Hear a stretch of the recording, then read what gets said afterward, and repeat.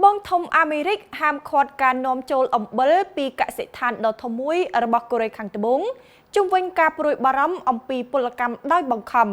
ប្រមាណជាទីមេត្រីសហរដ្ឋអាមេរិកបានបិទការនាំចូលផលិតផលអំបិលសមុទ្រពីកសិដ្ឋានស្រែអំបិលដ៏ធំមួយរបស់កូរ៉េខាងត្បូង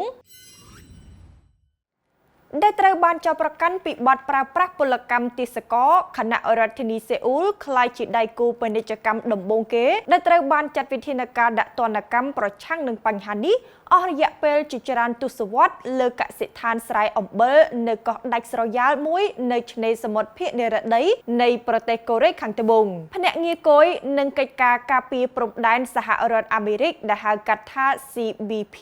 បានចេញដីកាប្រឆាំងនឹងកសិដ្ឋានស្រែអំបិលតែភ្ជុងដោយបញ្ជាក់ថាមានព័ត៌មានលាតត្រដាងអំពីការប្រើប្រាស់កម្លាំងពលកម្មដោយបង្ខំនៅក្រុមហ៊ុនក្នុងតំបន់កោះស៊ីណានជាកន្លែងផលិតផលអំបិលសមុទ្រភាគច្រើនរបស់ប្រទេសកូរ៉េខាងត្បូងនៅក្រោមបញ្ជាដែលបានចេញកាលពីថ្ងៃទី2ខែមេសាបុគ្គលិក CBP នៅគ្រប់ច្រកចូលរបស់សហរដ្ឋអាមេរិកត្រូវបានតម្រូវឲ្យហាមឃាត់ផលិតផលអំបិលសមុទ្រមានប្រភពមកពីកសិដ្ឋានស្រែអំបិលខាងលើយ៉ាងណាក្រសួងកិច្ចការមហាសមុទ្រនិងជលផលកូរ៉េខាងត្បូងមិនបានធ្វើសេចក្តីអត្ថាធិប្បាយភ្លាមៗអំពីចំណាត់ការរបស់ CBP ទេនៅថ្ងៃច័ន្ទទី7ខែមេសានេះគួរជម្រាបថាតែភ្ជុងគឺជាកសិដ្ឋានស្រែអំបិលដ៏ធំបំផុតនៅកោះស៊ីណានខណៈផលិតផលអំបិលប្រហែល 16,000 តោនត្រូវបានប្រមូលផលក្នុងមួយឆ្នាំដែលស្មើប្រហែល 6% នៃទិន្នផលសរុបរបស់ប្រទេសកូរ៉េខាងត្បូងហើយស្រែអំបិលនេះទៀតសោតគឺអ្នកផ្គត់ផ្គង់ដ៏សំខាន់ដល់ក្រុមហ៊ុនម្ហូបអាហាររបស់កូរ៉េខាងត្បូងនេះបើតាមសេចក្តីរាយការណ៍កសិដ្ឋាននេះមានទីតាំងនៅលើកោះជើងដូក្នុងទីក្រុងស៊ីណានគណៈកសិដ្ឋានស្រែអំបិលនេះត្រូវបានចោទប្រកាន់ម្ដងហើយម្ដងទៀតថាបានប្រើប្រាស់កម្លាំងពលកម្មដោយបង្ខំរួមទាំងក្នុងឆ្នាំ2014និងឆ្នាំ2021ផងដែររបបទេសភាពរីករាលដាលទូទាំងតំបន់នៅកសិដ្ឋានស្រែអំបិលនេះដោយត្រូវបានលាតត្រដាងនៅក្នុងឆ្នាំ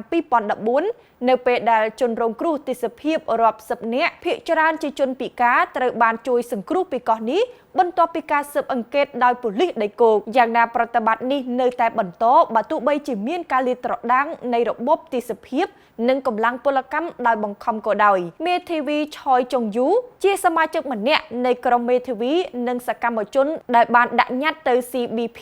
ឲ្យចាត់វិធានការប្រឆាំងនឹងកសិដ្ឋានស្រែអំបិលតែភ្ជុងនិងកសិដ្ឋានស្រែអំបិលកូរ៉េខាងត្បូងផ្សេងទៀតក្នុងឆ្នាំ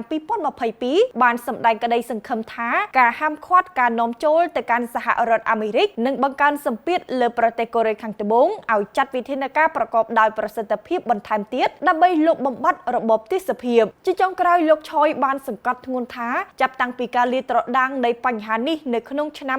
2014មកតុលាការបានទទួលស្គាល់ការទទួលខុសត្រូវផ្លូវច្បាប់របស់រដ្ឋាភិបាលជាតិនិងរដ្ឋាភិបាលមូលដ្ឋានប៉ុន្តែការងារដោយបង្ខំក្នុងចំណោមកម្មករធ្វើស្រែអំបិលមិនត្រូវបានលុបចោលទេក្តីសង្ឃឹមរបស់យើងគឺថាការហាមឃាត់ការនាំចេញដើម្បីបង្ខំជំរុញឲ្យក្រុមហ៊ុនពង្រឹងការយកចិត្តទុកដាក់លើខ្សែច្រវាក់ផ្គត់ផ្គង់និងឈានទៅដល់ការលុបបំបាត់ការរំលោភសិទ្ធិមនុស្សគួរបញ្ជាក់ថាកម្មករជាច្រើនអ្នកនៅកសិដ្ឋានស្រែអំបិលតែភ្ជុងត្រូវបានគេរកឃើញថាពួកគេបានស៊ូទ្រាំលំបាកវេទនានិងការរំលោភលើការងារផ្សេងៗរួមទាំងការបង្ខំឲ្យធ្វើការនិងការពន្យាពេលនៃការបើកប្រាក់ខែជាដើម